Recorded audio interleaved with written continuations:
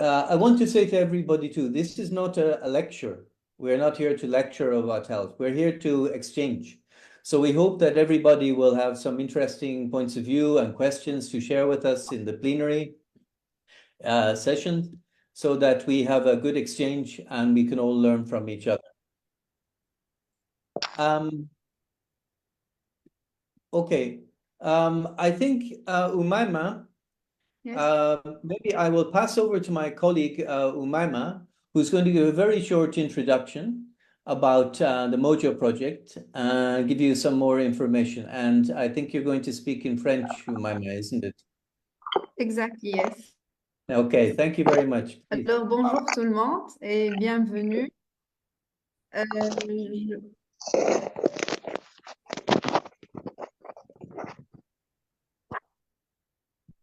so I'm gonna speak in French. Yes. So, bonjour tout le monde et bienvenue. Je vais d'abord me présenter. Je suis Oumaima Kefi, chargée de communication régionale Afrique du Nord au sein de DVV International.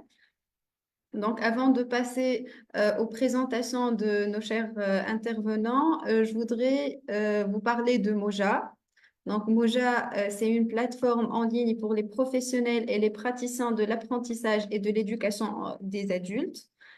Dans le secteur public, dans le secteur privé, la société civile, le milieu universitaire en Afrique. Ce webinaire est organisé justement par Moja et Moja a été créé dans le cadre du projet ACP, African Continental Project, et, elle opère pour le secteur public, privé, société civile et milieu universitaire.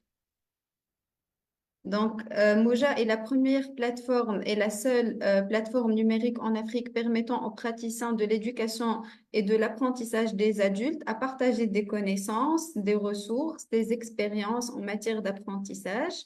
Et c'est ce qu'on fait aujourd'hui à travers ce webinaire qu'on organise sur l'éducation des adultes et la santé. Donc, l'objectif derrière est d'avoir une communauté de professionnels et de praticiens de l'apprentissage et de l'éducation des adultes. Aussi, vous aurez une visibilité sur tout le travail que vous faites avec les adultes, mais aussi cela vous permet d'échanger ensemble des connaissances et des expériences. Donc, si vous voulez nous suivre, nous sommes sur Facebook. Nous avons une page Facebook qui est Moja ALI. Et nous avons aussi un groupe Facebook, praticiens de l'éducation des adultes. Nous sommes aussi présents sur LinkedIn et sur YouTube. Donc, je vais passer la parole à mon collègue David pour qu'il vous présente l'intervenante et je vous souhaite un très bon webinaire. Merci. Okay, I would like to just introduce our first presenter then, who is Dr. Samira Sheikh from Tunisia. And she is a specialist physician in reproductive health and family planning. And we're very privileged that she is with us today to tell us a little bit about her experience of how she is working with community health in different fields. As we know, community health is something very, very broad, and you can be involved in many different ways. So we're very interested to find out more about Dr. Samira's work. And I pass over to you now, Dr. Samira. Thank you very much. C'est bon? Vous m'entendez? Oui, tout à fait, Madame Dr. Voilà. Samira. Merci. Bonjour tout le monde. Je suis très heureuse d'être parmi vous. C'est la première fois que j'assiste à une réunion webinaire. J'espère que ça va se reproduire très souvent. Donc, permettez-moi de me présenter. Je suis Dr Samira Sheikh, médecin de formation, spécialiste dans la santé de la reproduction et du planning familial, mais je fais également la directrice d'un centre de santé de la reproduction et de planning familial à Tunis, la capitale de la Tunisie, et qui fait partie d'un organisme qu'on appelle l'Office national de la famille et de la population. qui est sous couvert du ministère de la Santé. Voilà, donc j'ai voulu partager avec vous notre expérience en matière d'éducation des adultes et également le projet qu'on a élaboré avec le DVV international pour l'éducation des adultes en 2023.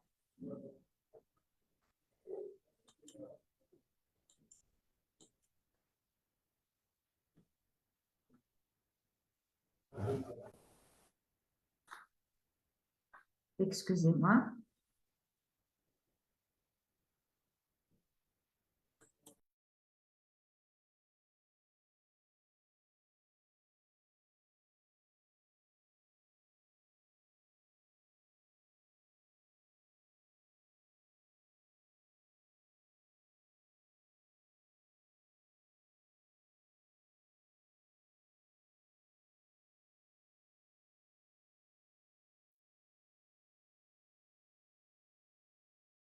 La présentation. حبيتش تمشي présentation. présentation انا ماشي هي لك ما مشيتش. بس انا هتجي بس اجي Donc, en ce qui concerne l'Office national de la famille et de la population, il a été créé en 73. On a fêté l'année dernière son 50e anniversaire, mais au début, le début c'était dans les années 60. On a commencé uniquement avec d'un programme national de planification familiale.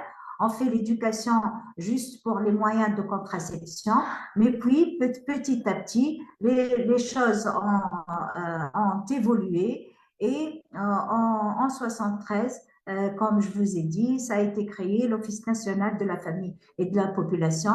On s'intéressait au début aux moyens de contraception et puis en 94, on a introduit la santé de la reproduction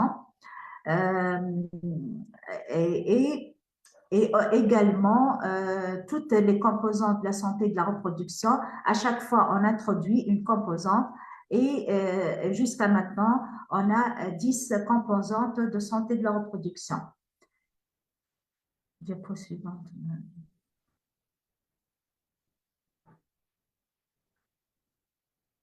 Voilà.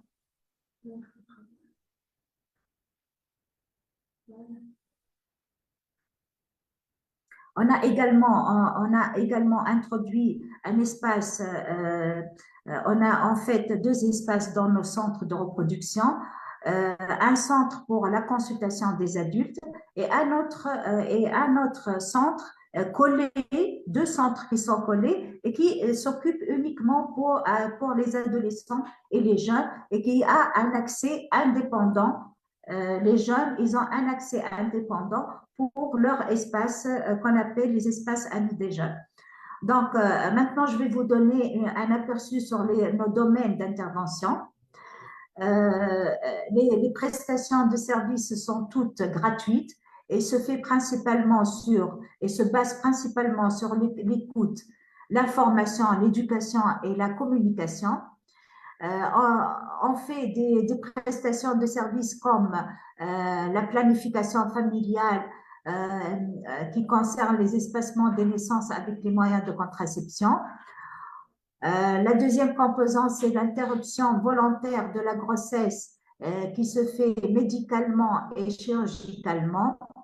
La consultation prénuptiale, la consultation prénatale, la consultation postnatale, la prévention et la prise en charge des infections sexuellement transmissibles et le dépistage des IST VIH-Sida, la prévention et le dépistage du cancer du col de l'utérus et le diagnostic précoce du cancer du sein.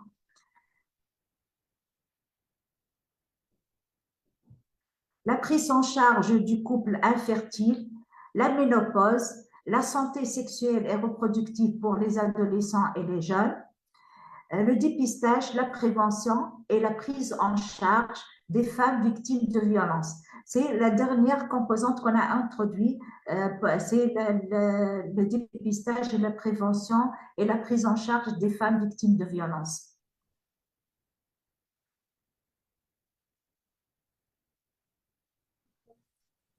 Les prestataires de services sont des médecins, des sages-femmes, des psychologues, des éducatrices. Et on a également, dans notre centre, spécialement, on a une nutritionniste. La prestation se fait aussi bien à l'intérieur des centres, mais également se fait à l'extérieur des centres. Comment ça se fait à l'extérieur des centres? C'est à travers les séances d'éducation. On fait le terrain. Le terrain se fait dans les foyers universitaires, dans les facultés, dans les entreprises, dans les salles d'attente des hôpitaux. Également, on fait journalièrement des séances d'éducation dans les salles d'attente, ici dans le centre même, pour les salles d'attente adultes et jeunes. Quotidiennement, on fait des séances d'éducation sur toutes nos composantes. D'accord? Donc, ça, c'est un petit aperçu sur notre domaine d'intervention. Et du coup,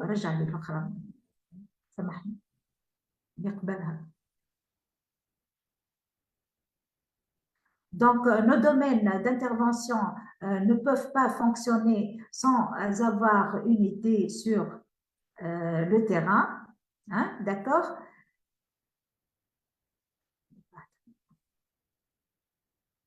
Donc, et se base essentiellement, comme je vous ai dit, sur l'information, l'éducation, la prévention, le dépistage et traiter à temps. C'est notre objectif. Ça, c'est pour nos domaines d'intervention. Et si vous voulez, s'il n'y a pas de questions, je vais passer le projet du partenariat qu'on a fait avec le DVV international pour l'éducation des adultes.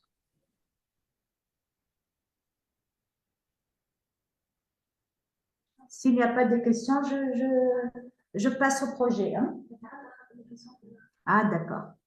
Donc, dans le cadre cette année, on a fait un projet avec le DVV international dans le cadre du partenariat entre la municipalité de Bordeaux, la Confédération allemande pour l'éducation des adultes et la délégation régionale de l'ONFP de Tunis, dont je fais partie.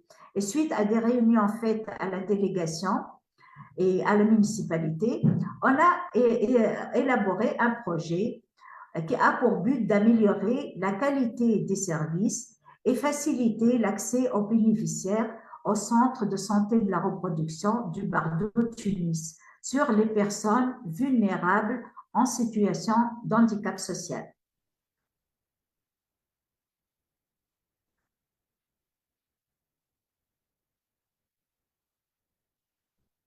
Donc, ce projet consiste d'abord à faire une formation professionnelle sur les droits sexuels et droits reproductifs des personnes vulnérables en situation d'handicap social. Les bénéficiaires sont les prestataires de services de la délégation régionale de Tunis. Donc, il y a eu deux formatrices, une formatrice sur les droits des femmes et droits des personnes handicapées, activiste dans la société civile, et la deuxième formatrice est une psychologue consultante et formatrice dans les recherches qualitatives. Les recherches qualitatives. Le deuxième volet du projet, c'est la création du support éducatif pour les personnes non-voyantes. Selon l'écriture Libraille, on a élaboré les dépliants qu'on partage lorsqu'on fait les séances d'éducation dans les salles d'attente ou dans le terrain, comme je vous ai dit tout à l'heure, dans les foyers ou les entreprises. Tous les dépliants explicatifs des moyens de contraception ou d'autres composantes de la santé de la reproduction, on les a fait en écriture Louis Braille. Et on a enregistré des ouvrages avec une lecture à voix haute et des lectures de livres audio descriptifs. Et voilà un exemple. Il faut savoir sur le cancer du sein. Pourquoi parler du cancer du sein? Voilà, ça c'est pour les personnes non-voyantes. touchez pas par un antivaccin. Parce qu'une femme sur 8 est exposée au risque de développer un cancer du sein. Recommandation. L'examen clinique de 5 fois par an. Un mode de vie sain comprenant une activité physique régulière, une alimentation équilibrée, et l'évitement du stress. Évitez le tabagisme.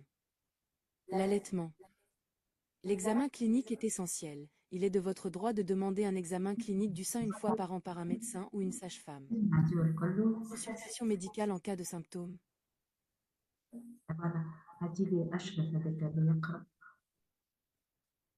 Voilà.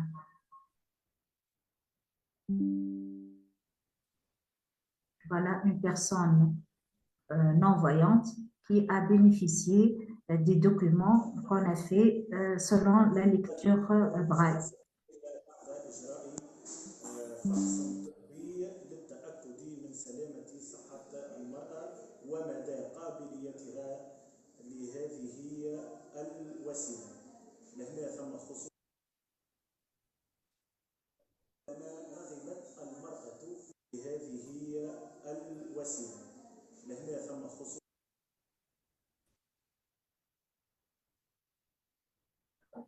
Voilà.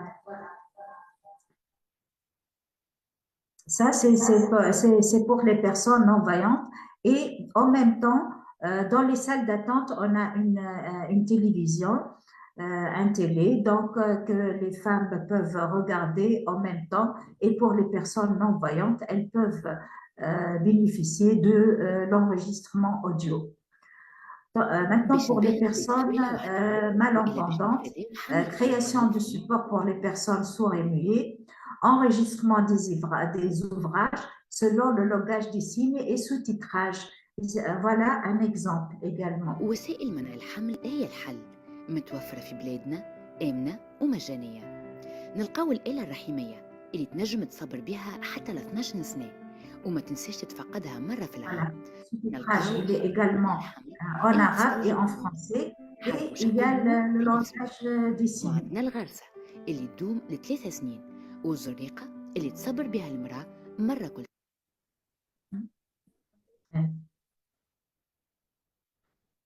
Également pour les personnes sourdes et muettes, on a facilité l'accès aux espaces selon des indications visuelles lumineuses, des indications lumineuses avec des images. Vous voyez ici les indications lumineuses pour les médecins et pour les sages-femmes. La lumière, voilà. En même temps, il aura le signal au niveau de la salle d'attente et sur le bureau du médecin ou de la sage-femme. Il se dirige directement de lui-même.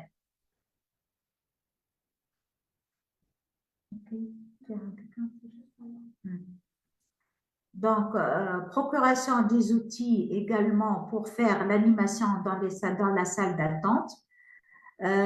L'enregistrement comme la télé, l'enregistrement et l'archivage des dossiers médicaux afin d'avoir une bonne base de données qui facilite les statistiques et les recherches, les outils, un data show et une télévision. On passe à la suivante. Donc, et la chose la plus, vraiment pour moi, la plus importante qu'on a effectuée dans ce projet, c'est la création d'une application mobile pour identifier nos domaines d'intervention de l'ONFP, les différentes composantes SRPF, les services rendus et les adresses utiles pour la bonne orientation des bénéficiaires. Donc, cette application, elle aura pour but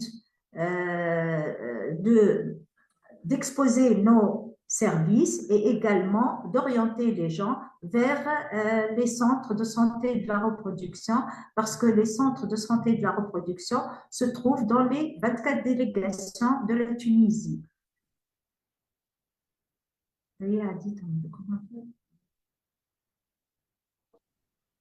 Voilà, on peut choisir la langue. On a fait 2 langues, la langue française et la langue locale en arabe. les services, donc les domaines d'intervention et également les services ils sont gratuits et ils peuvent bénéficier de toutes les composantes SRP en ce qui concerne le cancer du col, le cancer du sein, la contraception, le certificat prénuptial, la consultation prénatale, la consultation postnatale. Et en même temps, ils peuvent trouver les adresses utiles où ils peuvent s'adresser. Et en même temps, ils peuvent nous contacter sur un numéro vert et la réponse, ils auront la réponse au bout de 48 heures pour les gens qui ne peuvent pas venir chez nous. Donc, c'est le projet qu'on a élaboré avec le DVV international et j'espère que cela continuera encore avec d'autres projets. Et voilà, et merci pour votre attention et j'attends vos questions. Merci beaucoup.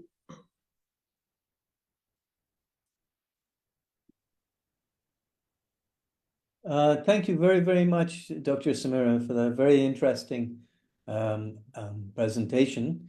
At this time, if anybody has a question just for a specific doubt about the presentation or something that Dr. Samira was speaking about, please ask the question, because later we will have a group plenary session where we'll be able to discuss and ask more general questions. But if you have a specific question right now about Dr. Samira's presentation, please put your hand up and we'll then you can ask a question. Thank you. Anybody?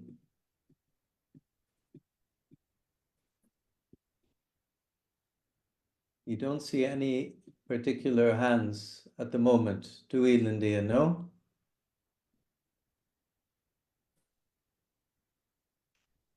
No, we don't see any at the moment. Okay. Well, if that's the case, ma'am, and what we can do is maybe go on to, let's just see in the chat window, is there any questions? I don't see. Okay, it's a very interesting presentation from Dr. Samira Sheikh showing amazing technological advances and also very hands-on, very communicative approaches as well to health and community health especially. And it was especially impressive to hear that services that people do not pay for certain services and can attend to the clinic, and that's really something nice. Okay, I think I see Umayma has raised her hand. Please, Umayma.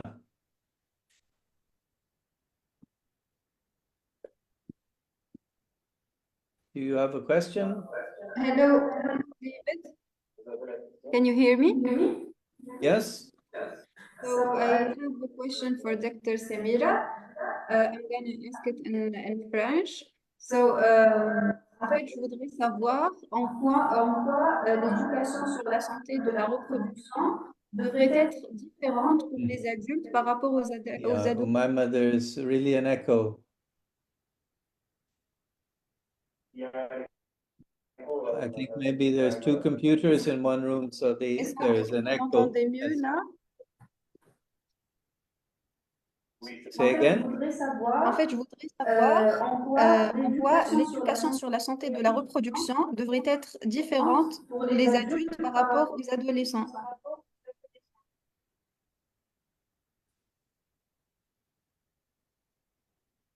Okay, good question. Dr. Samira. Oui. En général, il n'y a pas de différence entre l'éducation en ce qui concerne la santé de la reproduction pour les adultes ou pour les adolescents jeunes. Sauf que la consultation des ados jeunes, on a préféré, après avoir fait des études, on a remarqué que les jeunes veulent être isolés, ils ne veulent pas être mélangés ou confrontés à des femmes mariées. Après avoir fait des études, on a remarqué que les jeunes préfèrent être isolés et avoir leur espace propre. Et du coup, ils peuvent être à l'aise. Parce que vu la culture et et, et la religion, hein, il y a très souvent une schizophrénie entre la liberté sexuelle et la religion. Donc, des fois, on est confronté à des jeunes filles qui sont enceintes et qui veulent faire un avortement. Et du coup, elles préfèrent être isolées et pour ne pas être reconnues par les femmes de leur quartier. D'accord? Et du coup, l'éducation ne change pas, c'est les mêmes composantes. À part, il y a le problème des adolescentes, tels que les problèmes de troubles du cycle, hein, d'accord, ou bien du ménage, la première fois qu'elles reçoivent leurs règles, la première fois.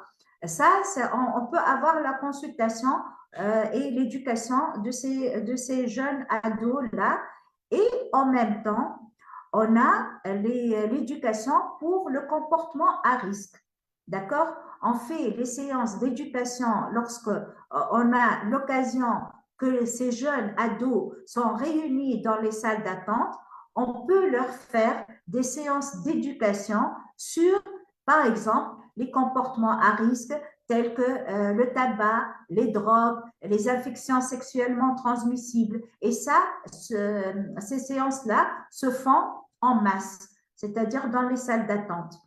À part ça, il n'y a pas de différence entre les deux types de consultation entre les ados jeunes et les adultes. D'accord? À part Thank you également very l'âge. much, Dr. Samira. I see a few different hands, but I also see in the chat window that Zahia Kasher wants to ask a question. Zahia, do you have a specific question for Dr. Samira Yes, about the presentation? we can speak in French. Yes, yes, of course. S'il vous plaît. Yes, anytime. Bonjour tout le monde. Merci pour cette thématique qui est très intéressante, qui devient vraiment d'actualité en ce qui concerne le planning familial. Moi, j'étais présidente du planning familial pendant une vingtaine d'années en Algérie, c'est dans la Oued Béjaïa, où nous avons effectivement fait de la sensibilisation, et je sais très bien que la Tunisie et l'Algérie, avec d'autres pays de l'Afrique du Nord, et même jusqu'en Égypte, ils font partie de l'UPPF. Donc, on est tous dans la même marmite en ce qui concerne le planning familial. Effectivement, nous parlons effectivement de santé reproductive. Nous avons donné beaucoup d'importance à la sensibilisation et à l'information auprès des jeunes au niveau des établissements scolaires, comme des lycées, comme les universités, comme les CFPA, où nous voulons effectivement toucher ces jeunes, parce que qu'on le veuille ou pas, c'est des adultes.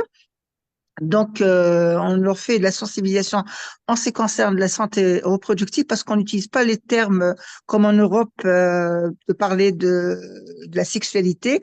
Donc, on parle plus de la santé reproductive. Donc, franchement, il y a eu un impact très favorable. On prenait même c'est-à-dire des préservatifs, des moyens de contraception. On faisait aussi un travail de proximité dans les zones, c'est-à-dire auprès des femmes, où il y a eu, c'est-à-dire une adhésion des hommes de la part de leurs maris, de leurs frères, de leurs familles respectives, pour justement une prise en charge, c'est-à-dire un suivi de. Zahia, Oui. I'm Oui. very sorry to interrupt you. This sounds like a great intervention to bring during the plenary session. But just Okay. if you have a question for a clarification from Dr. Samira. Well, the question, I am very interesting for application, c'est-à-dire l'application mobile que la Tunisie fait. On voudrait vraiment l'utiliser pour nous, pour l'association, parce que le planning familial est d'actualité pour qu'il y ait plus de sensibilisation. Et ça, on voudrait s'inspirer justement de l'expérience de Tunisie. Et merci beaucoup. Thank you. Merci. Okay, thank you very much. Abdullah, I see your hand is raised. Bonjour, je remercie Dr. Samira pour sa brillante présentation. J'ai une question pour elle et pour les participants à la fois. Ma question est de savoir, est-ce que, Dr. Samira, vous avez planifié à démultiplier votre expérience ailleurs en Afrique? Je vais dire, par exemple, en Afrique occidentale, en Afrique de l'Est, ailleurs en Afrique? Est-ce que vous avez planifié de multiplier votre expérience au-delà de l'Afrique du Nord et de la Tunisie? Est-ce que les chers participants à ce webinaire, est-ce qu'ils pensent que l'expérience de Dr Samira dans le domaine de l'éducation des adultes, dans le domaine de la santé, est-ce que cette expérience peut être utile dans leurs pays respectifs ou dans leurs régions africaines respectives? Je vous remercie. Oui, merci beaucoup pour cette question. Oui, il y a d'autres questions? Non, c'est bon pour Non. moi. Oui, oui. Surtout, Donc, je voudrais que les participants aussi se prononcent après vous. d'accord.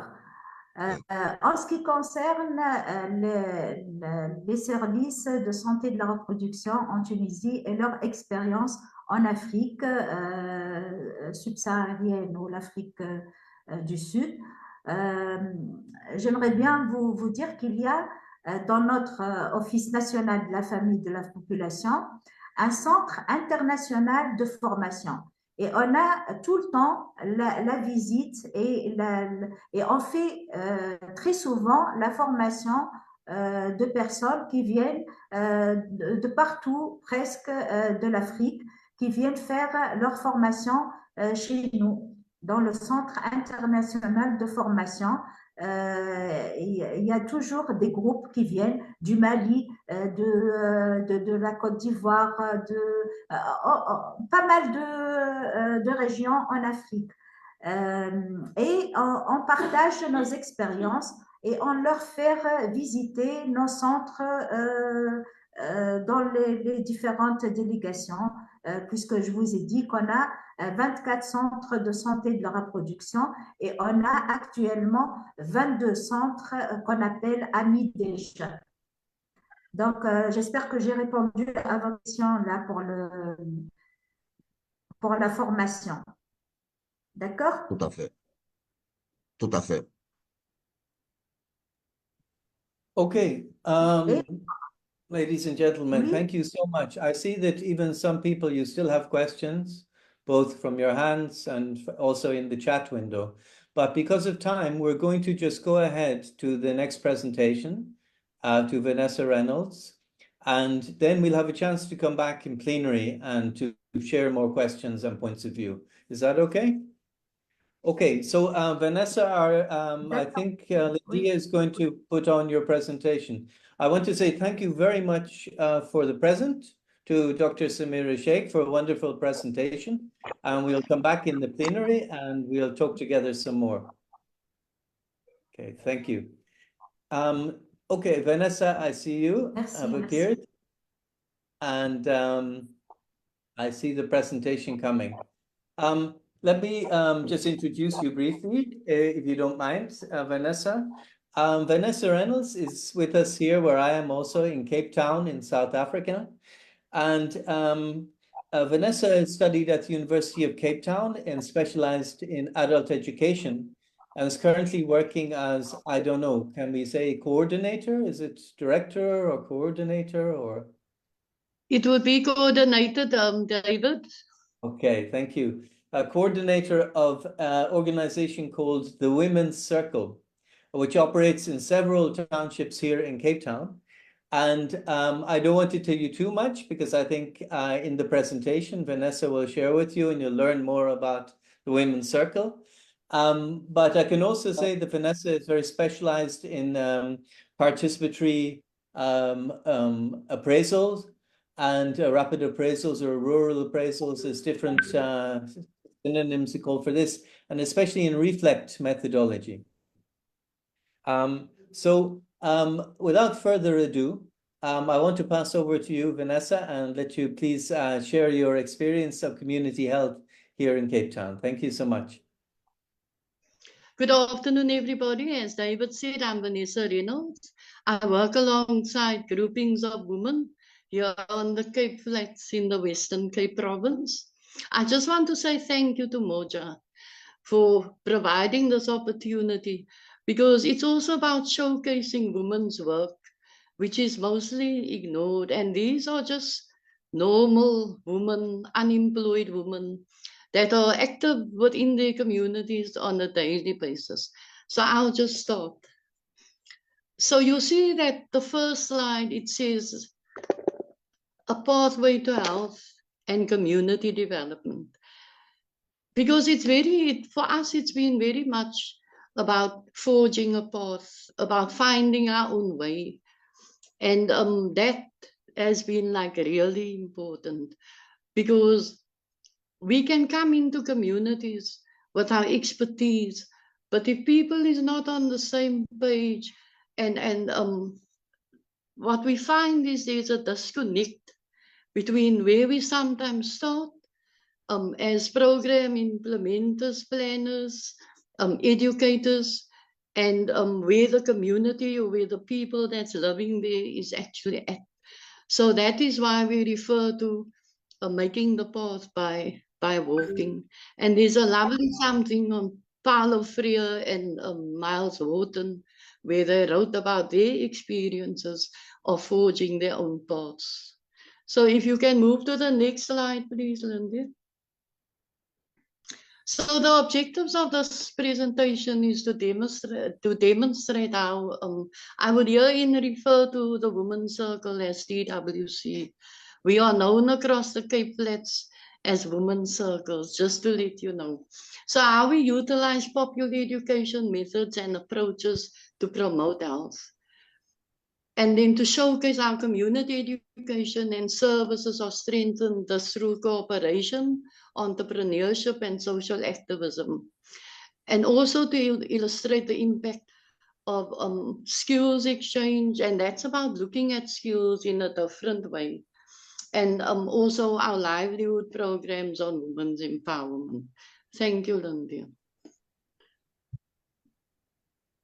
The next slide, please. Sorry, Vanessa, it's giving me problems. Okay.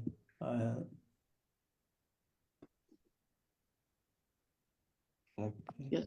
So we started in 2006 with the aim of, and it was not us that started, it was a group of women who decided that somehow they needed to create a program that would enable women that are not in employment, that was seen as not being in education or having access to education, but to create a space for them to learn and to get involved in societal matters.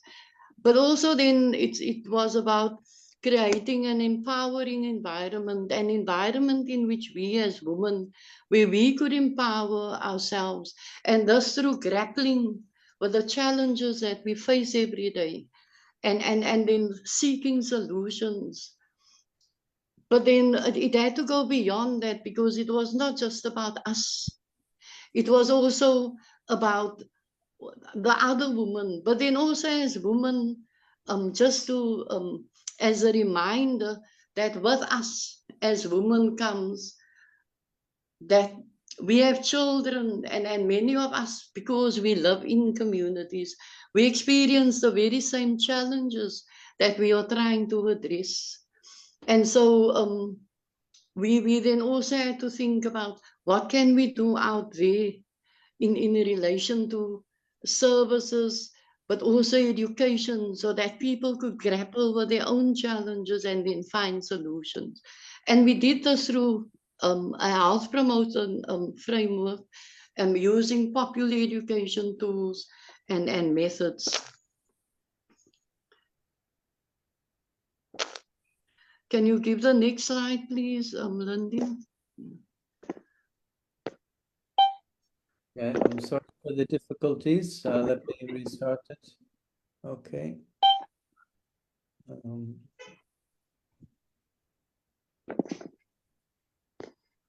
It's giving a lot of problems. Sorry, Vanessa. Trying to go back to the correct slide.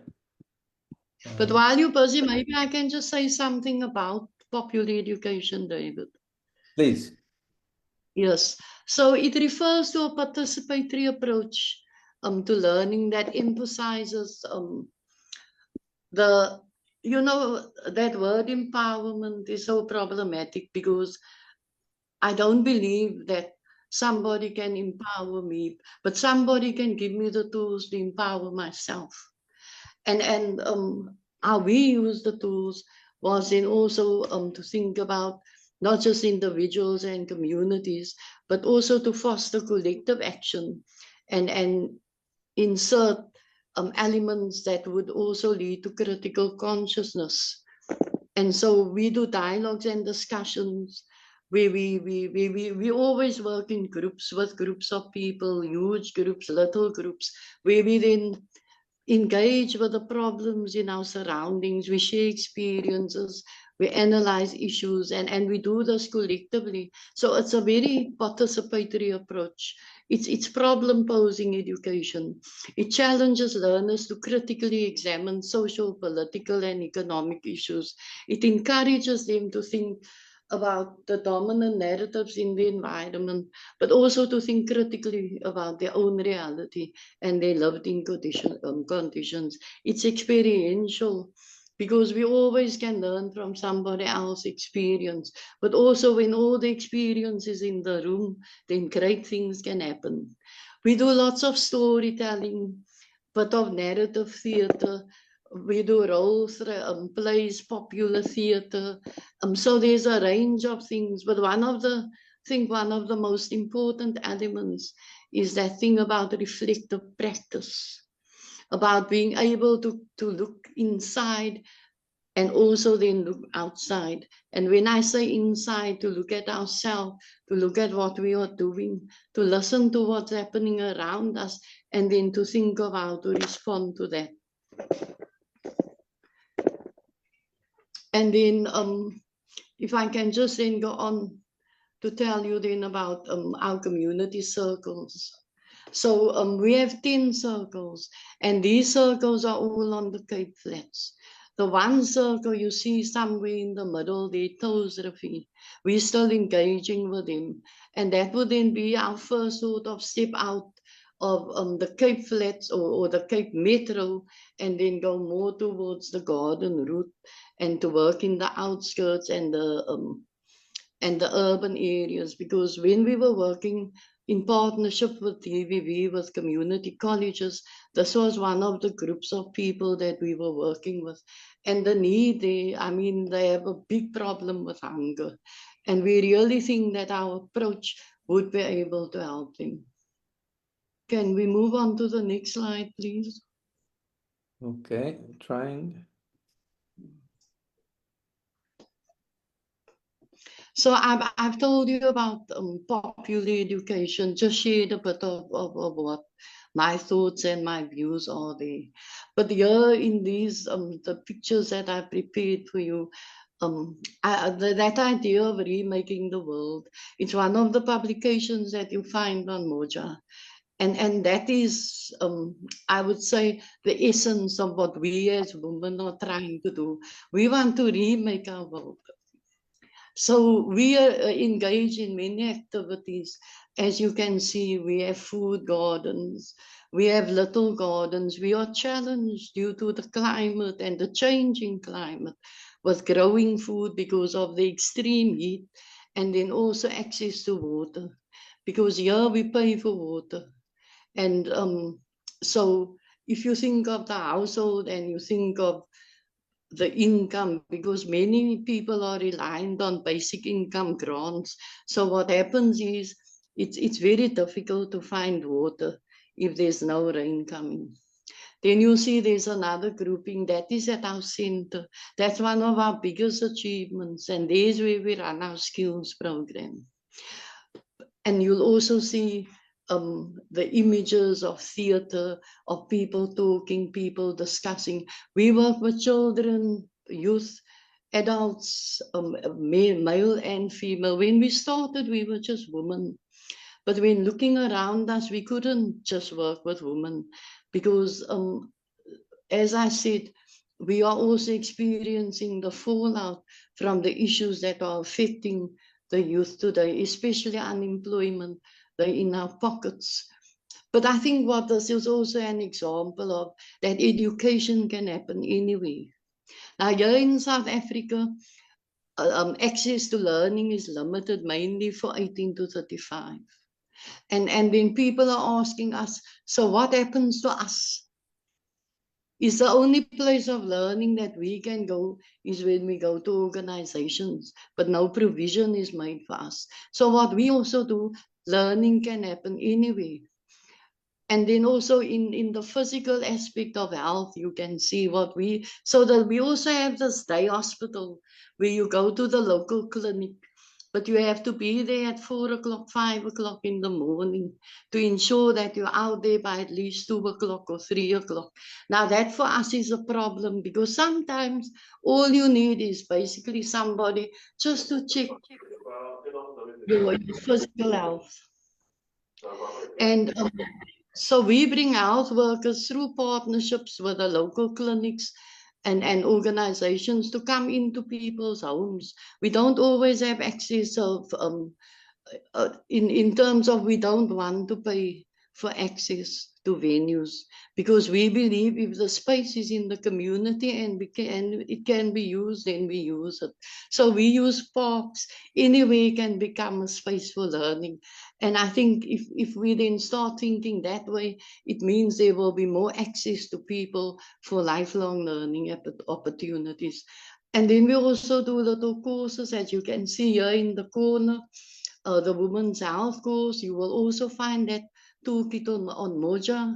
And we ran that for 3 months with groups of women. And consistently every year we run the Women's Health course on the Popular Education Program. The Women's Circle and the Popular Education Program has many partnerships just to ensure that the quality of the education that we deliver. So in terms of quality, so how do ordinary women then ensure that we are delivering quality education? We do this through partnerships.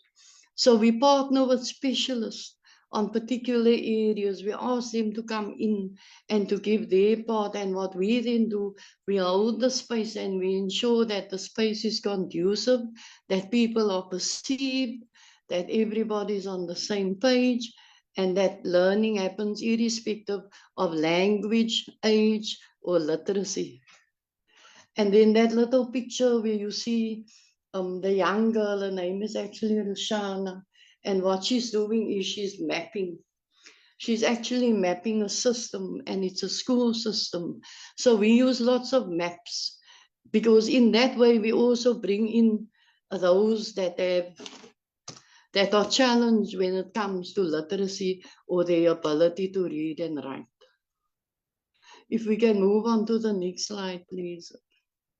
Lindy or David.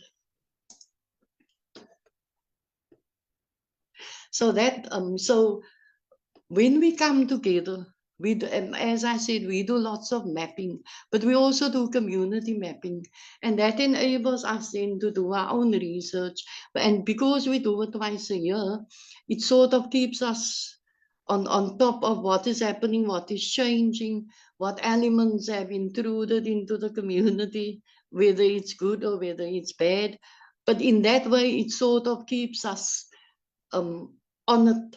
We have an Afrikaans word where you say op het, so that we always understand and know what's happening, what kind of education is needed, who we need to bring in, what kind of partners we need to then target and contact. So this is our skills program. This was developed out of the idea that the youth are in our pockets as women.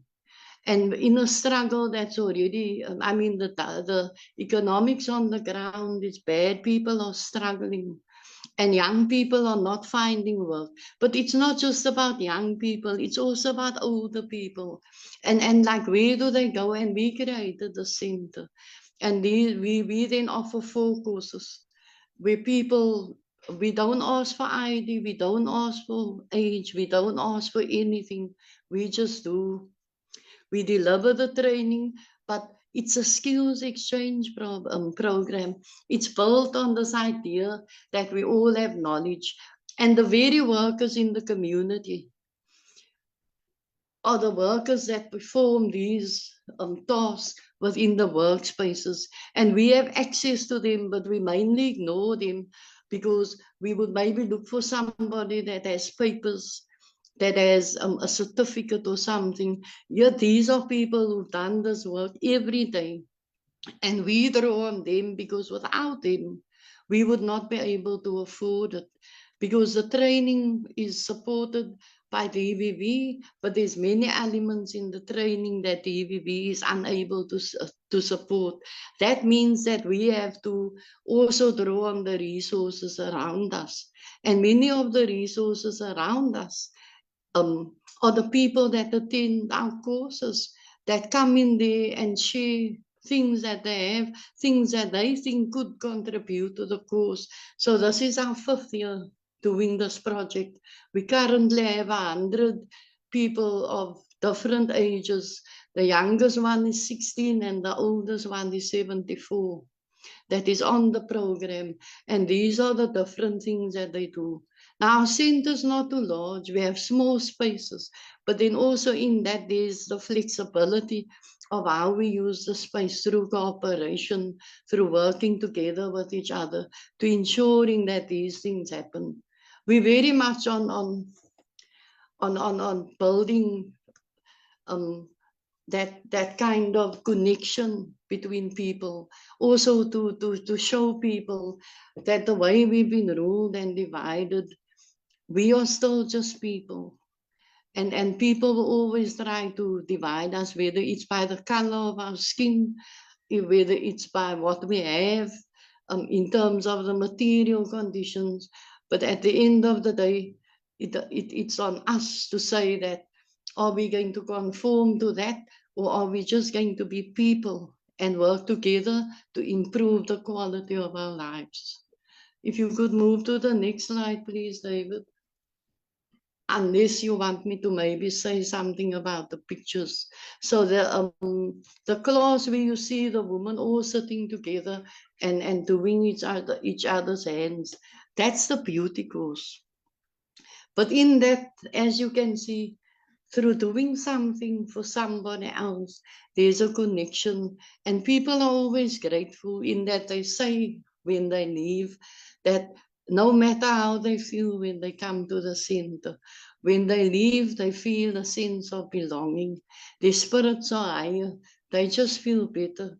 And my own view is that happens when we connect with each other as people and put aside all these things that is imposed on us in terms of socialization. And there's the hairdressing course. Again, you can see that the 4 of them, they're working together to finish that course here. So we'll normally take somebody from the community that we think just needs a hand up, and then say, come and be a model, and they will walk out there also feeling a bit better. That's the carpentry course, the young man and the 2 women. And again, you can see how the barriers can be broken between people. And then the last one over there in the corner is the electrical. There they're learning to do all the fittings. It's very informal. It's non-formal education. And alongside this, we've now integrated the skills exchange program with a popular education school. So before they go into the skills and practical areas, they would then come and do a popular education session. And it's all about reading the world, making better decisions, also understanding where you're at and thinking about how you can move forward. And then that little group in the middle, the ladies there, they are busy with the pattern making course, which is then linked to the sewing course. So the space is quite vibrant. It's a nice space. There's lots of autonomy. If we can move on, please, David. Thank you.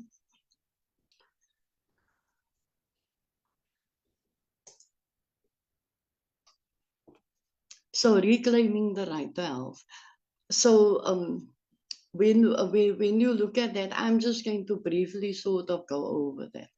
So we see ourselves as facilitating access to lifelong learning, and that's about accessing health services. To do that, we need a network of expertise, which we built over the years. We have organizations that go into communities and then also support. And all this is done with there's no fees involved in our courses. Community safety is a big thing. So many of us belong to neighborhood watches, community forums, to ensure that we're on top of that. Again, it's about participation and cooperation. It's about purpose and dignity. It's about social interaction. When it comes to popular education, it's about informed decision-making, access to quality education. And in the healing of trauma, there's lots of trauma in the spaces that we work. There's lots of pain. And sometimes our intervention is not as direct, but it's more a subtle. Some people are not ready to talk about it. They are maybe then worried about the stigma, because there is a stigma attached to trauma, to mental health in our communities, where instead of saying that the person is suffering from depression, they would say the person has lost their mind, they're mad. And so people don't want to be perceived as that.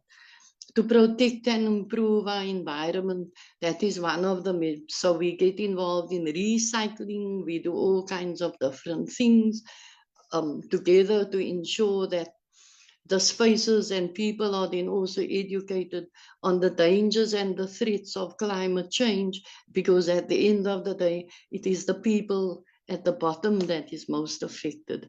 Confidence and self-worth. We have lots of things where people have to stand in front, where they have to talk, where they have to address. So there's many of that. And in that, through that, you can also then see how people grow as they become more comfortable.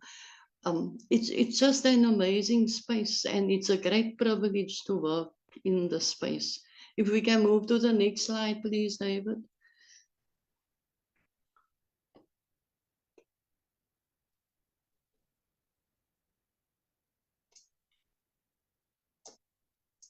So some of the things I put here is because I also thought that this would be also an opportunity to share practice and to share some of the things that we've learned as we so generative themes. There's a big value in listening.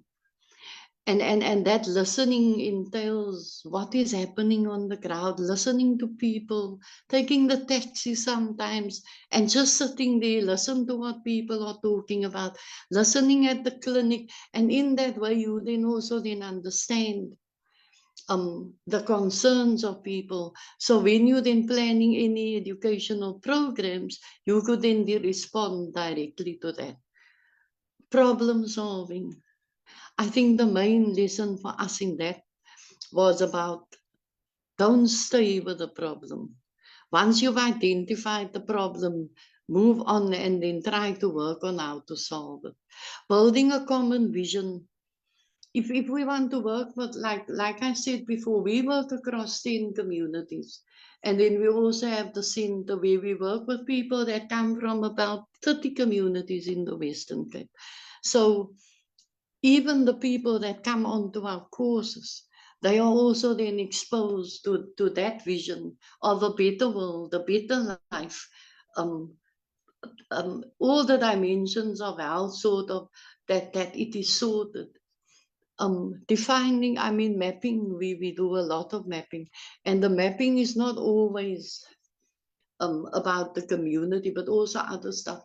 Because you see, in the mapping, Sun Tzu says something about you must know when it's heaven. And when you have the map and you can read the environment, then you also know when would be a good time, maybe to implement a new project, or maybe to bring in new ideas. Tactics, we teach people a lot about exploring tactics, so that before they take action, that they know where they're going. And these are things I learned when I attended the Yala Academy, and it's been very, very useful in terms of implementation, but then also in terms of improving, getting people to work together, and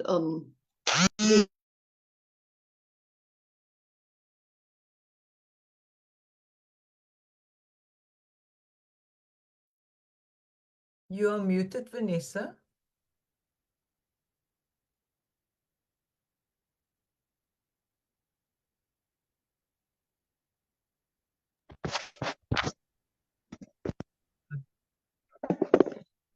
Yes, and then action, and then of course reflection.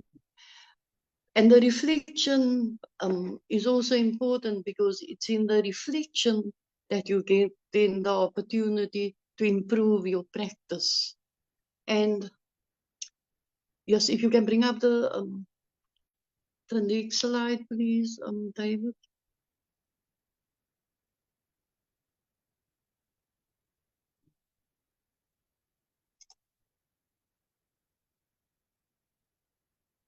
Yes. So I think another thing I'd also like to share with you is the spaces of learning. The spaces where we go, where the seeds are planted. I remember my first sort of introduction to community work. It was in 2006 when the Women's Circle came along. And what they taught us about project management.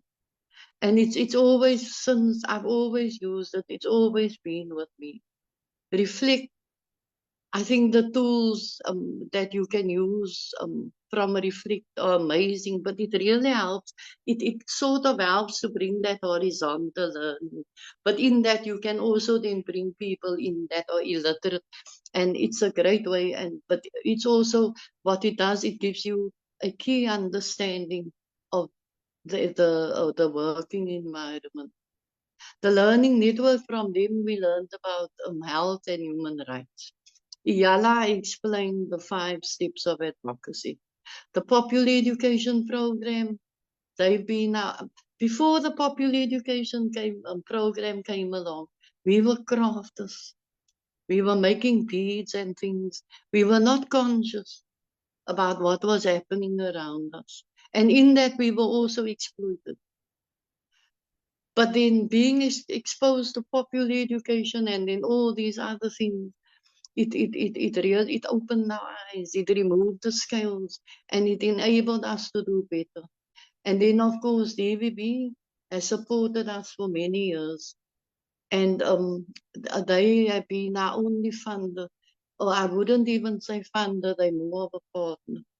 But in that support with DVB, so we've decided that we do not want to look for funding, that we would want to become more sustainable, which is why we have many economic development activities and small little cooperative groupings where we're trying then to generate an income beyond DVB. Thank you, David. If we can move to the next slide.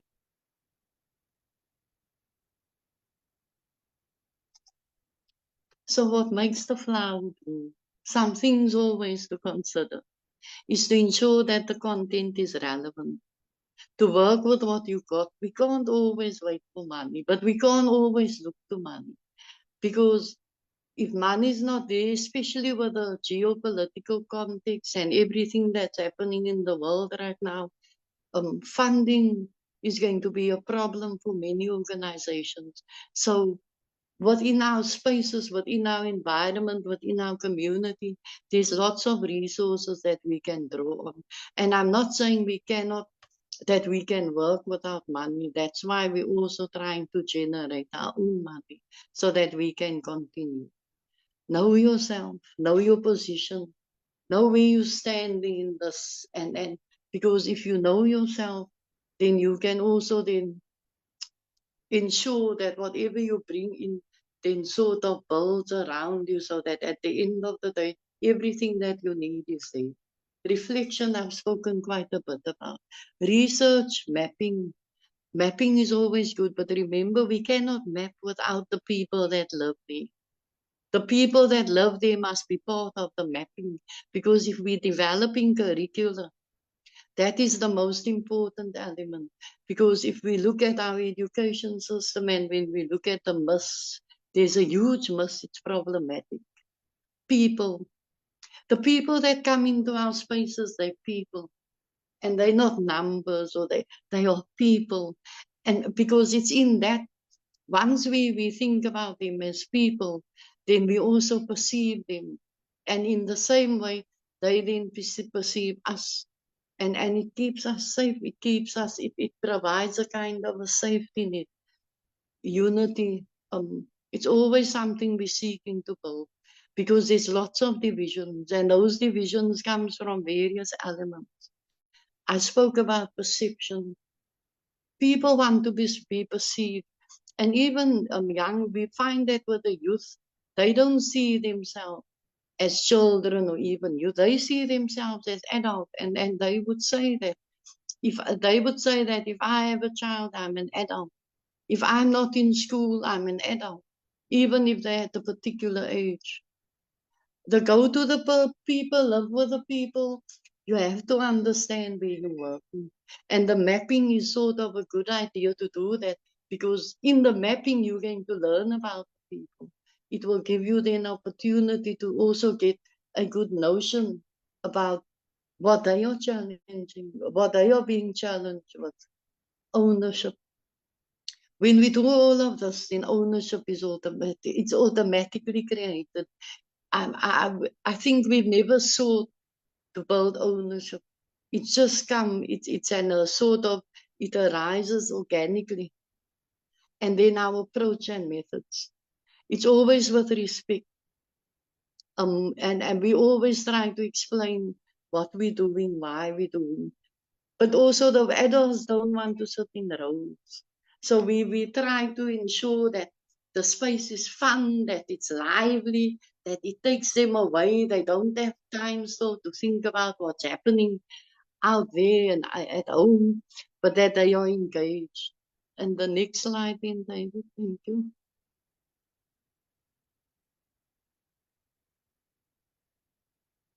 So safety. I mean, we live in gangland. Here people shoot at each other irrespective of who is where the children get shot or whatever. So safety is a huge issue for us. And what we so basically what we do is, if we have to then think about how people travel, and we also have to think about how are we safe in the spaces that we are using.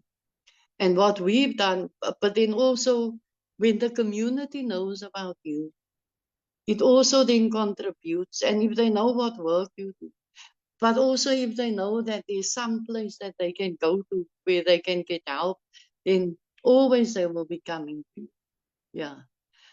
So provision, when you're giving courses free, it can be very challenging. But at the end of the day, we found that those provisions, like I said, can also come out of the environment. So it's about building with what you got. Capacity, because the space is very flexible. So you have people moving in and out. You can't say that this person is going to be a member, because if this person finds a job in the next 2 weeks, then that person is going to go. We work, it's stipends, it's voluntary.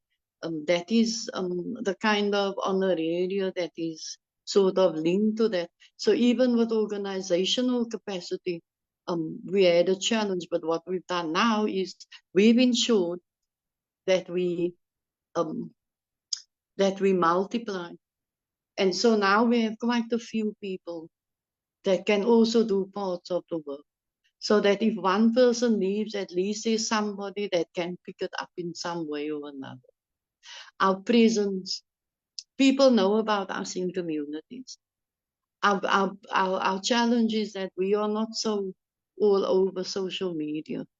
And that is something that we are now working on, to ensure that our work gets out there so that we can showcase the work of women, as I said, mostly ignored.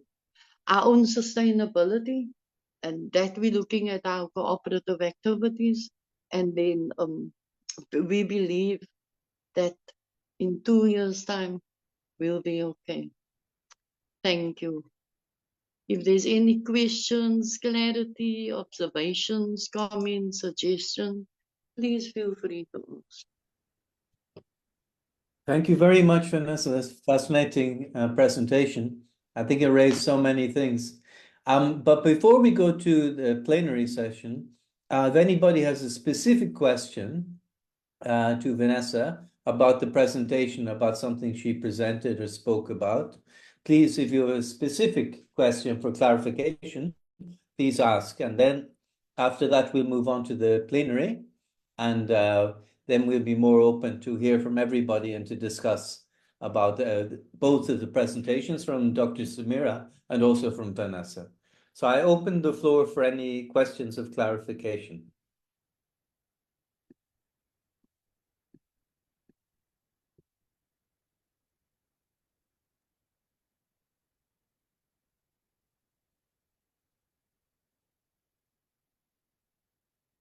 I don't see any specific question coming up. Okay, at the end of Dr. Samira's presentation, we left some questions in the room. So if any people would like to come back in, and also questions and comments and ideas about Vanessa's presentation. Momo Damba has entered is just coming in, sorry. Please, any questions, any comments?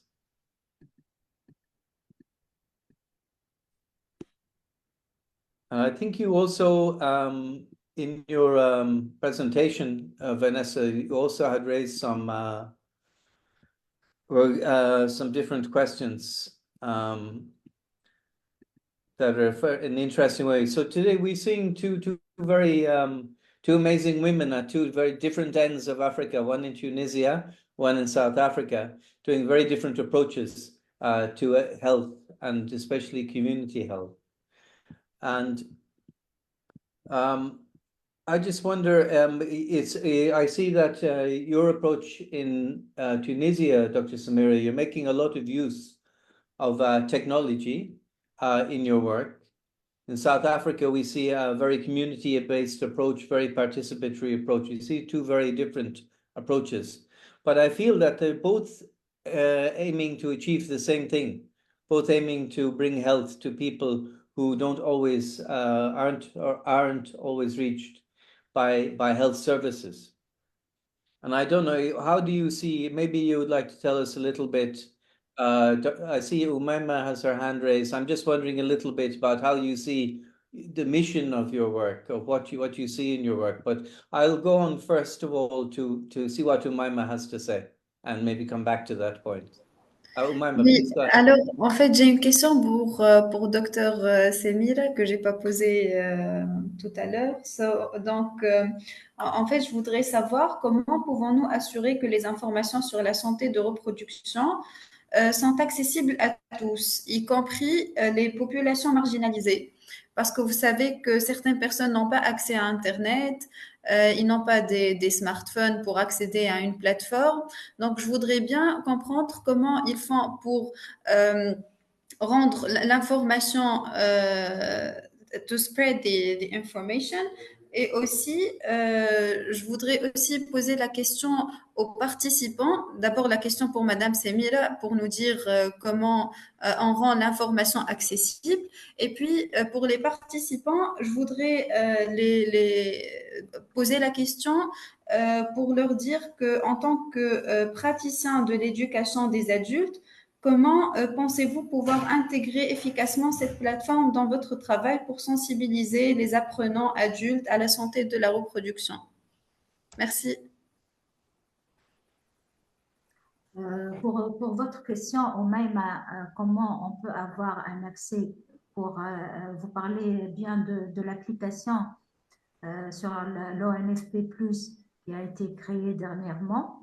Donc, elles peuvent ne pas être par Internet, c'est un simple téléchargement sur Play Store, d'accord? Et en plus, pour atteindre ces gens-là, on peut faire les séances d'éducation comme je vous ai expliqué tout à l'heure. On part nous-mêmes dans plusieurs endroits, même dans les marchés publics ou même. On peut aller, dernièrement, on est allé au souk de la Médina et on a fait l'éducation sur les moyens de la contraception. et on est allé également dans un espace, dans un hypermarché, hein, d'accord, très connu. On s'était placé sur le parking, on a fait des tentes et on a fait la promotion des IST, VIH-Sida et on a même fait des dépistages. Et on a fait également ça au niveau de l'avenue Habib Bourguiba. Vous savez très bien, au Maïma, que l'avenue Habib Bourguiba est la plus grande avenue de la Tunisie. C'est la plus célèbre. On a fait des tentes et on a fait l'éducation sur tous les IST, VIH-Sida et également sur toutes les composantes.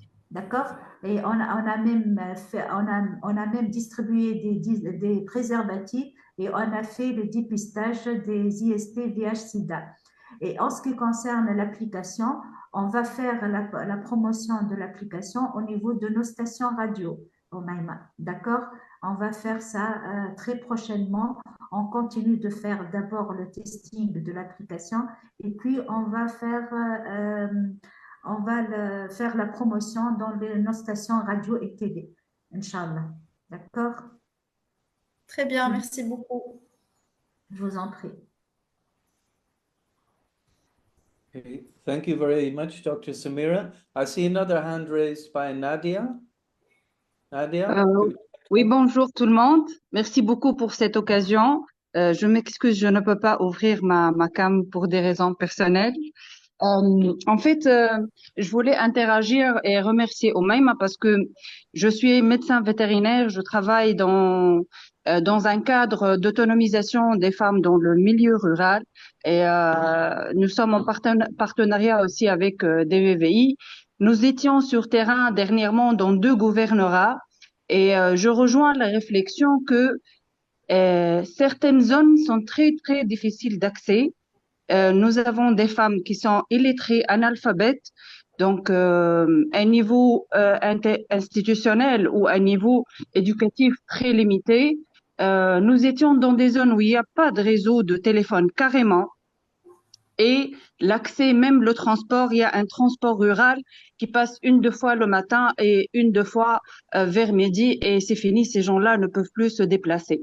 Et là, je rejoins Dr Samira qui a exposé et je la félicite pour son travail et son exposé et dire pourquoi pas trouver des solutions ou des partenariats avec ces projets qui travaillent, ces programmes qui travaillent sur l'autonomisation de la femme dans les milieux ruraux avec les organisations internationales, le ministère de la Santé, le ministère de la Femme et le ministère des Affaires sociales qui maintenant travaillent sur les mêmes axes et trouver une solution, comment intégrer cette approche dans les programmes de vulgarisation, de formation technique que les experts font sur terrain. Et il y a aussi des systèmes et des approches de changement de comportement. Et là, on vient dans un projet de découvrir le GALS, qui est le Gender Action Learning System, et qui est très évolué dans les autres pays de l'Afrique, pas encore sur les pays de l'Afrique du Nord. Donc, c'est une approche qui peut intégrer certains aspects sur la santé humaine et la santé de reproduction en particulier, avec tous les tabous et les difficultés à passer le message chez les femmes et les filles, aussi les hommes dans les milieux difficiles d'accès. Donc, c'est juste pour la réflexion. Pourquoi pas une plateforme commune, une cartographie des partenaires sur les régions difficiles d'accès et un travail en commun avec tout le monde. Voilà, et je vous remercie encore pour la qualité de ce webinaire et la chance de participer. Over to you. Oui. Thank you very much, Nadia. J'aimerais Oui. Thank you very much. J'aimerais bien go back. dire à mademoiselle Nadia, je pense, voilà, Please. que l'Office national de la famille et de la population, il intègre les endroits difficiles d'accès avec nos équipes mobiles. On se déplace avec des équipes mobiles et on s'introduit dans des régions vraiment très difficiles d'accès dans les zones rurales. Et également, on a également une clinique mobile qui est équipée d'un bureau de consultation avec un échographe et une table d'examen et on peut aller dans des endroits qui sont vraiment très difficiles et faire le dépistage des cancers génitaux et également faire l'échographie pour les femmes enceintes. On fait de notre mieux pour atteindre les zones les plus difficiles d'accès. Et je vous rejoins également. J'espère un jour avoir un accès et pour ces gens-là, en espérant d'avoir, voilà, on fait de notre mieux, quoi. D'accord?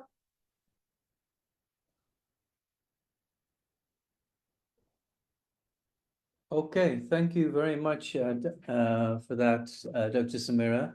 I see that we also, Shiraz put a comment in the chat, and I'd like to, it's Oui, kind of, absolument. yeah, well, do you want to, Shiraz, do you want to ask directly? Oui, absolument. Bonjour tout le monde, bonjour Yes. toute l'équipe de Moja. Je suis très très contente de vous avoir, même à distance. Donc je suis désolée, je n'ai pas pu assister à la présentation de Madame Samira Chir, mais j'ai cru comprendre quelque chose par rapport à j'ai cru comprendre que il s'agit de l'utilisation de la technologie, des technologies, et entre autres une application. Et ma question était par rapport aux personnes qui n'ont pas la possibilité de lire ni d'écrire. Comment ils vont comprendre un peu qu'est-ce qu'ils ont cette possibilité d'utiliser cette application, ou bien ça va être à travers des signes et à travers des tâches qui se succèdent une après une sans comprendre de quoi il s'agit, mais finalement, il apprennent à appréhender le contenu. Est-ce que vous avez vécu l'expérience avec des femmes qui ne savent ni lire ni écrire et qui ont quand même pu avoir accès et utiliser cette application? Voilà, donc c'était ça ma question. Et puis, je profite pour poser une autre question à Madame Vanessa Rinault, si elle permet. Tant que j'ai le micro, donc je profite, si vous êtes d'accord, Monsieur Harrington. Alors, en fait, la question était, il y avait une diapositive où elle montre un certain nombre de variables qui entrent en jeu dans la prise de décision des femmes. Il y a des variables qui sont de nature psychologique, d'autres de nature institutionnelle, d'autres de nature sociale et politique. Est-ce qu'elle pense qu'une des variables va l'emporter sur les autres et elle serait déterminante? Si oui, laquelle? Voilà, c'est ça ma question. Encore merci beaucoup pour les deux conférenciers. C'est vraiment, j'aurais souhaité assister, mais j'avais une réunion, donc je terminais un peu tard. Un grand merci à l'équipe Moja. Et voilà, c'était ça mes questions. I don't speak English, yes. It's in French, yes, okay. Okay. Okay, Alors, thank you very much, Shiraz. pour répondre, oui. Please, Dr. Samira, please. We can start with Pour Dr. répondre Samira's à answer and Madame then go to Shiraz, Vanessa. pour l'application, il y a des images qui sont explicatives et en même temps, il y a des enregistrements audio et des sous-titrages. Donc, la femme même qui ne sait pas écrire ni lire, elle peut avoir accès avec les images, d'accord? Et même les enregistrements audio. Voilà, pour répondre à votre question. Merci, ok, merci beaucoup.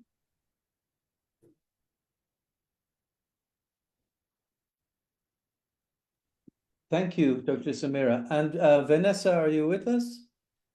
Yes, David, can you just repeat the question, please? Yeah, My I sound. also, Shiraz, maybe you could repeat the question because there was some difficulty with the English Absolument, interpretation. oui. The quality was not good. We couldn't hear very well. Would you be able to repeat the question, please? D'accord, ok. Alors, en fait, parmi les diapositives que Madame Reynolds avait exposées, il y avait une diapositive là où il y a différentes branches d'arbres. Le schéma était comme ça. Et il y avait noté sur chacune des branches une variable qui entre en jeu dans la prise des décisions des femmes. Il y a des variables d'ordre psychologique, d'autres d'ordre institutionnel, d'autres d'ordre politique, social, etc. Et c'est très important, ces variables-là. Maintenant, ma question est, est-ce qu'il y a une qui emporte, qui va être déterminante par rapport aux autres? Si oui, laquelle?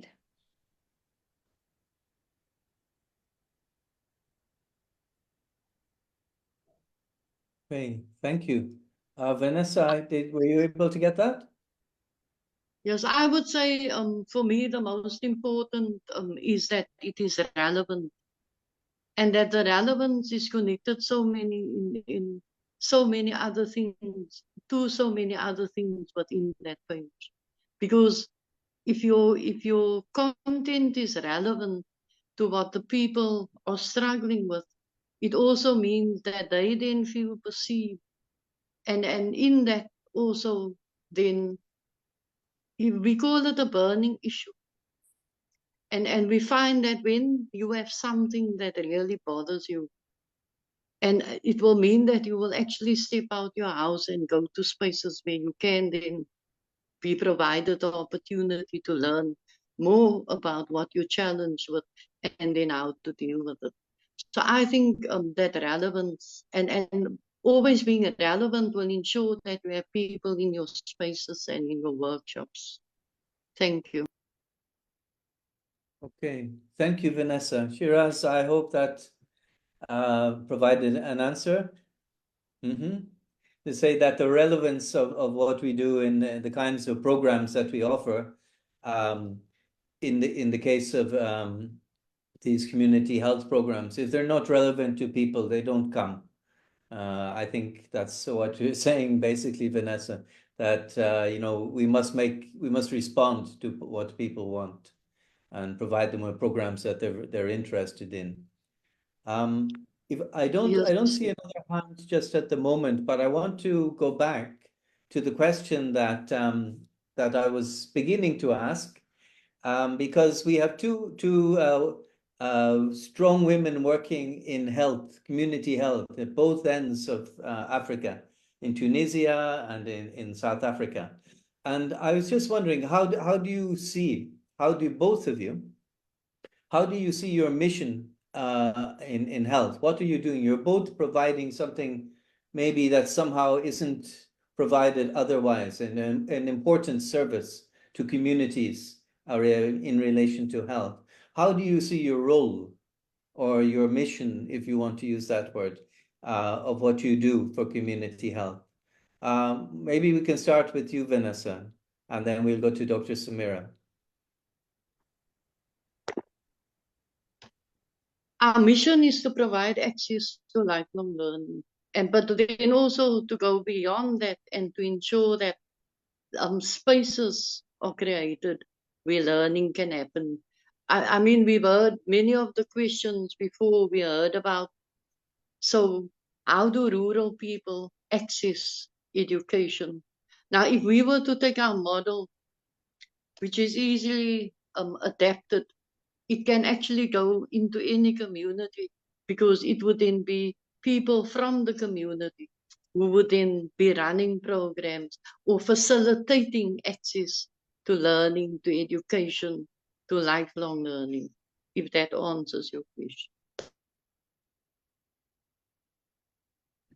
Yes, thank you very much. How about you, Dr. Samira? How would you see your role, your mission? I know it's a difficult question because it's a lot of things, but... Oui. Merci, Monsieur David, pour la question. Oui, parce que vraiment, je considère ce que je suis en train de faire, c'est une mission, vraiment. Et pour aller au but, Il faut vraiment aimer ce qu'on est en train de faire et aimer également apporter le message et l'éducation et l'information aux gens. Il faut d'abord partir de ce point-là pour pouvoir atteindre son but. Et du coup, lorsque je fais mon travail, je le fais à cœur et lorsque j'atteins le but, je suis très, très, très contente. Même si j'atteins une dizaine de personnes, je suis très fière et je suis très contente parce que là, je serai bientôt à la retraite. Et quand je parle de ces séances d'éducation et d'information pour les jeunes, ils disent non, il n'y a plus de ce genre de communication avec les gens, mais non, je tiens beaucoup à dire que c'est très, très important le contact direct avec les gens, à part la technologie et les réseaux sociaux et l'application qu'on est en train de faire, mais le contact direct avec les gens et comprendre leur point de vue et leurs soucis, c'est très, très important d'avoir un contact direct. Ça, c'est mon avis. C'est pour ça que tout à l'heure, quand j'ai répondu à mademoiselle Omaïma Kefi, je lui ai dit que on part sur le terrain et on touche directement les gens. Ça, c'est très, très, très important. Même s'il y a les meilleures technologies du monde. Ça, c'est mon avis. Merci.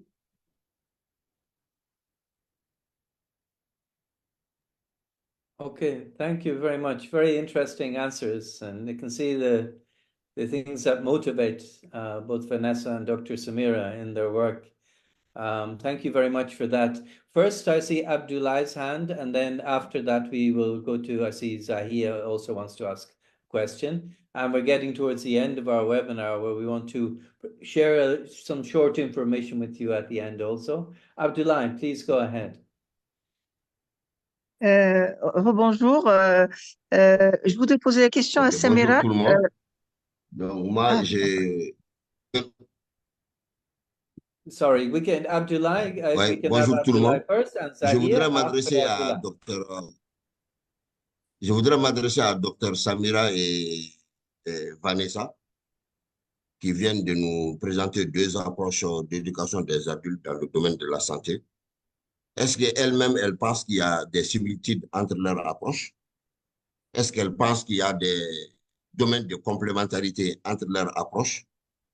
Et ma troisième question, aujourd'hui, le projet continental africain, à travers sa plateforme Moja, vient de leur donner l'opportunité de présenter deux approches d'éducation des adultes en matière dans le domaine de la santé. Est-ce qu'elle pense que à la fin de ce webinaire, ça a été une opportunité pour elle de rester en contact, de nouer les contacts entre elles en tant que spécialiste dans ce domaine à partir de ce webinaire? Est-ce que ce webinaire sera vraiment une opportunité pour qu'elles restent en contact et qu'elles poursuivent leur travail qui est vraiment une mission? Je vous remercie. Okay, thank you, Abdullah. I think to Dr. Samira, there were a few questions there. I hope you were able to get all of them. Oui, j'espère qu'on reste en contact, bien sûr. Oui, bien.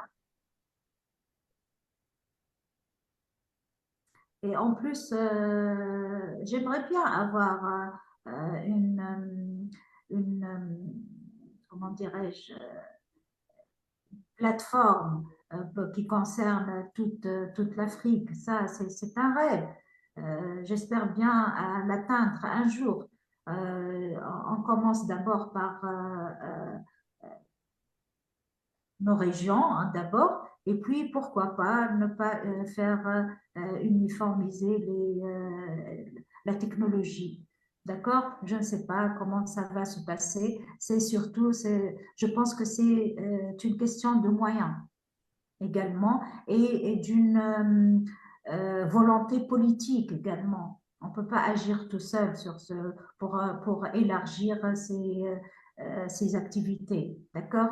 Il faut une volonté politique avant tout. J'espère que j'ai répondu à votre question. Est-ce que vous voyez des complémentarités et des synergies entre vos deux approches? Bien sûr, il y a toujours une synergie entre les deux approches. On parle pratiquement de la même chose hein, pour l'éducation des adultes. On est dans le même, même si Madame Vanessa, elle parle, si j'ai bien compris, d'une façon générale pour des projets hein, qui concernent les femmes. Et moi, je parle de leur santé, de la reproduction.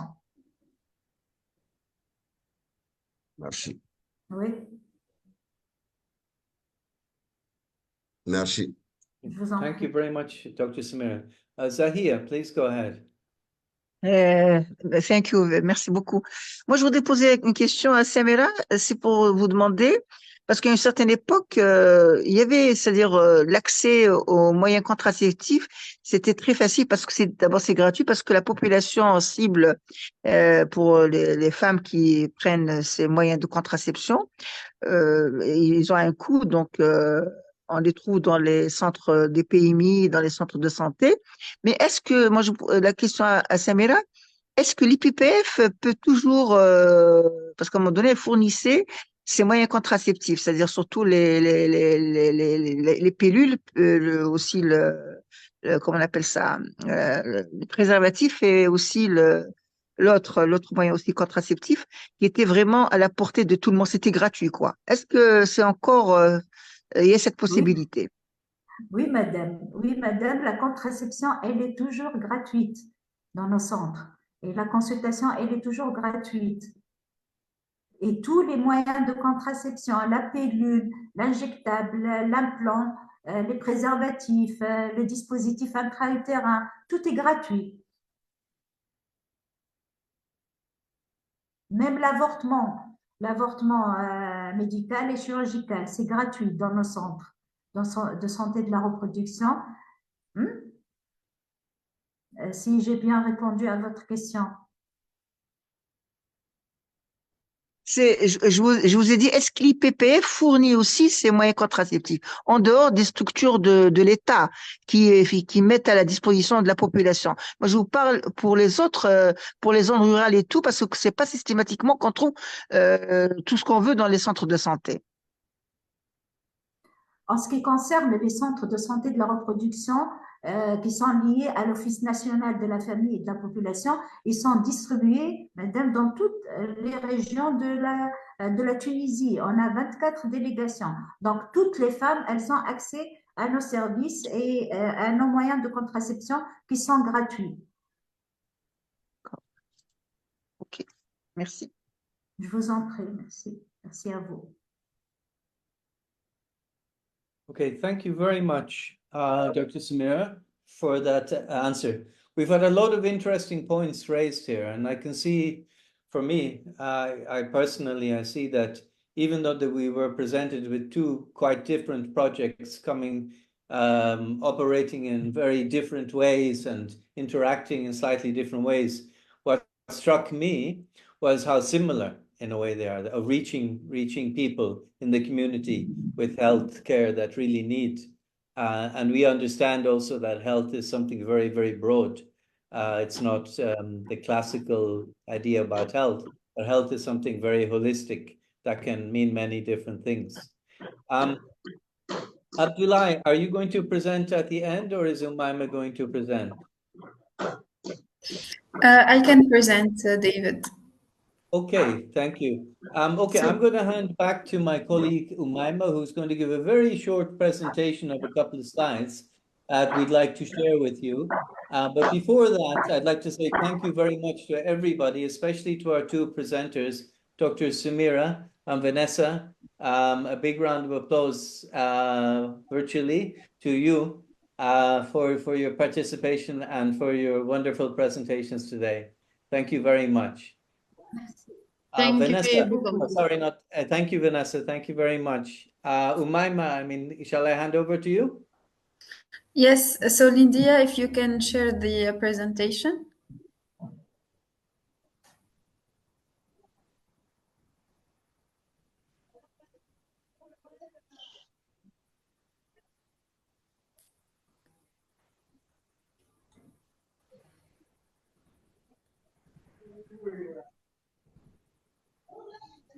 Okay, Lindia, you're with us? Yes. Thank you, Sam. Is that the right Okay, one? if you can go to the fifth slide, please. The fifth slide. This one? Sixth one, no, the next one. That The one? next, okay, okay. So let's discover the platform together. Alors, je vais prendre juste une minute de votre temps pour vous montrer comment vous inscrire et faire partie de cette communauté. Next, Lindia.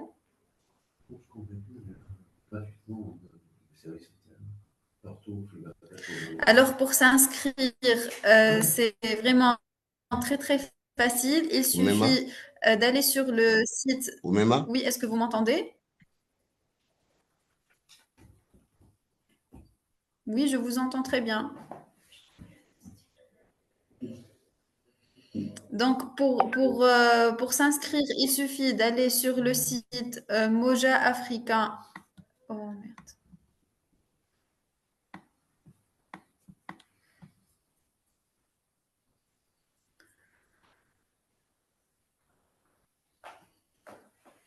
Est-ce que vous m'entendez?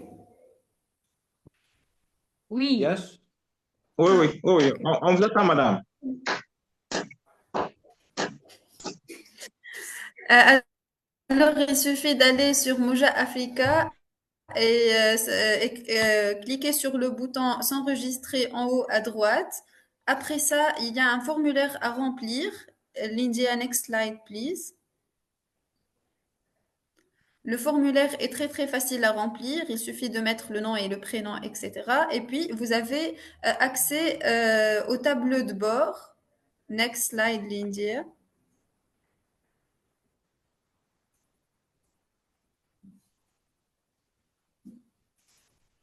Voilà, donc après avoir fait l'enregistrement, il suffit, l'inscription plutôt, il suffit d'entrer les données et vous avez accès à votre tableau de bord. Et là, vous pouvez mettre les ressources, des articles ou même partager des événements, créer des événements avec d'autres partenaires ou organisations. Next slide.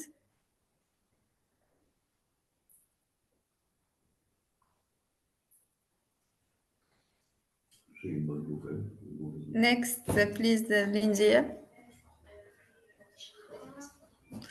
So here is an example of. Alors ici, il y a un exemple d'article que j'ai publié. Donc, il suffit de mettre la description de la ressource, le titre, et puis valider. Et après ça, votre article sera disponible pour que d'autres personnes puissent le lire et partager aussi son expérience avec vous. Voilà, c'est tout. Next slide, Lindia, please.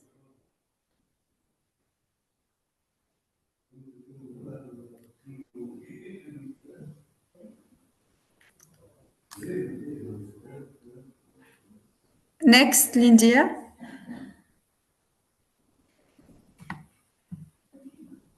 Donc, on compte sur vous pour vous inscrire, pour partager avec nous des ressources, des événements ou des articles de vos expériences.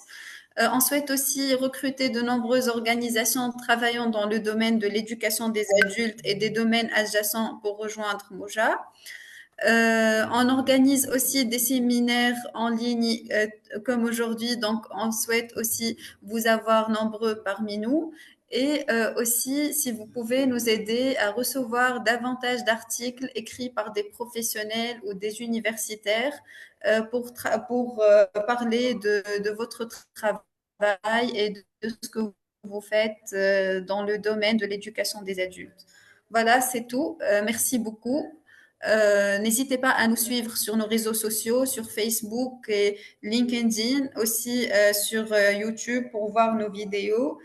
Et puis c'est tout. Merci beaucoup pour votre attention. Thank you very much, Umama. Apologies to anybody if you had technical problems there with the sound or the picture during that short presentation. But it's if you visit, you can see in the chat window, mojaafrica.net. And I think it's you can see it's easy to register on the website and to become a member. It's free for everybody to join and to contribute. So we keep building the community. If you have any difficulties, you can contact us through the website to tell us your problems if you have any problems at info@mojaafrica.net. This email is available on the website. So please tell us if you have any difficulty and we'll get back to you and help you. Okay, then it just remains for me to thank everybody, especially our two presenters, Dr. Samira and Vanessa, but also to thank you, all the participants who took time. I know everybody is busy and you took time to come and be together today. This is very important for us. These webinars are an opportunity. We hope to exchange together and to learn from each other. We don't want to give lectures so that we're saying to people, this is what is happening here and there. But we want to exchange with people and learn from people.